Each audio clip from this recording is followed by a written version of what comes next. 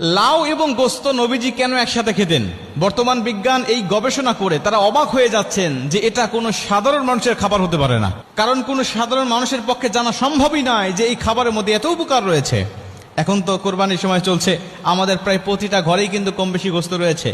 তাই আপনি ইচ্ছা করেই আপনি কিন্তু এই সুন্নতি খাবারটা তৈরি করে খেতে পারেন।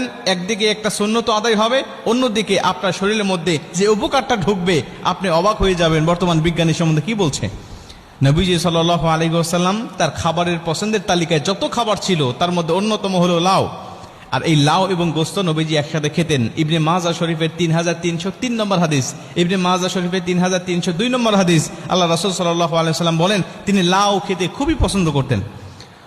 ইবনে মাজা শরীফের 3303 নম্বর হাদিসের মধ্যে আসছে, আনাস রাদিয়াল্লাহু তাআলা আনহুকে তার মা উম্মে সুলাইম এক টুকরি খেজুর দিলেন, কাঁচা খেজুর, বলছে এটা নবীজির দরবারে নিয়ে চলে যাও, নবীজিকে এটা হাদিয়া হিসাবে দিয়ে আসো।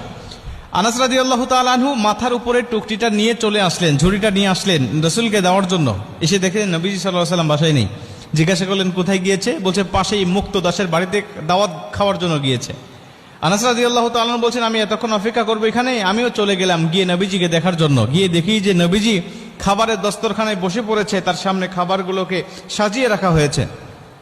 আমাকে দেখে বাড়ির মালিক বলছেন আনাস তুমি এসেছো, তুমিও বসো, নবীজির সাথে খেয়ে তুমিও চলে যাবে। আমি বসে বললাম, নবীজি আমাকে ইশারা করলেন, আমি বসলাম। নবীজিকে দেখলাম যে তার সামনে খাবারগুলো সাজানো হয়েছে, তার খাবারের তালিকায় অন্যতম একটি খাবার রয়েছে, সেটা হলো লাউ এবং গোস্ত একসাথে রান্না করা। নবীজি সব খাবার রেখে দিয়ে লাউ এবং গোস্তগুলো একটা কাছে টেনে নিয়ে তিনি লাউগুলো বেছে বেছে তিনি খাচ্ছেন। আমি বুঝলাম যে নবীজির মনে হয় খুবই পছন্দনীয়। আমিও বেছে বেছে নবীজির পাতে থালে আমি এগুলোকে উঠায় দিতে লাগলাম। নবীজি খুব তৃপ্তি সহকারে খেলেন এবং নবীজি সাল্লাল্লাহু আলাইহি ওয়াসাল্লাম খাবার শেষ করলেন, আমিও খাবার শেষ করলাম। দুজনে বাসায় এসে খেজুরগুলো নবীজি নিজে খেলেন এবং সব বিলি বন্টন করে দিয়ে নবীজি আমার টুকরিটা ফেরত দিলেন। এই হাদিস থেকে প্রমাণ হয় যে নবীজি সাল্লাল্লাহু আলাইহি ওয়াসাল্লাম লাউ এবং গোশত একসাথে খেতে পছন্দ করতেন এবং লাউটা খুবই পছন্দ করতেন, ভালোবাসতেন।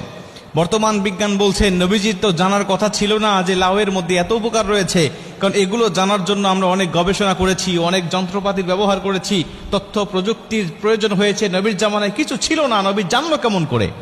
তিনি বলছেন যে লাউ এবং গোস্ত একসাথে খেলে কি হয়। বিজ্ঞান বলছে যে গোস্তের মধ্যে অনেক ক্ষতিকর কোলেস্টেরল রয়েছে যা মানব দেহের জন্য অনেক ক্ষতি করে থাকে। আর নবীজিও বলেছেন তোমরা গোস্ত কম খাও আর দুধ বেশি খাও, কেন দুধের মধ্যে রয়েছে শেফা আর গোস্তের মধ্যে রয়েছে রোগ। নবীজির হাদিস দ্বারা এটা প্রমাণিত। আর বিজ্ঞানও প্রমাণ করেছে হ্যাঁ গোস্তের মধ্যে রোগ রয়েছে, এটা যত কম খাওয়া যায় তত ভালো, দুধ যত বেশি খাওয়া যায় তত ভালো, এটা মানব শরীরের জন্য উপকার।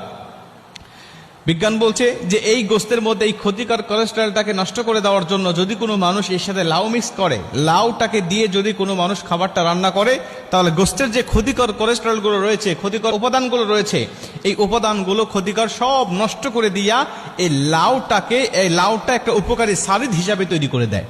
এই গোস্তটাকে তরকারিটাকে উপকারী তরকারি হিসাবে এই লাউটাকে একদম উপযুক্ত হিসাবে করে দেয়। আর এই গোস্ত যখন কোনো মানুষ খায় তখন তার শরীরে আর কোনো ক্ষতি হওয়ার সম্ভাবনা থাকে না,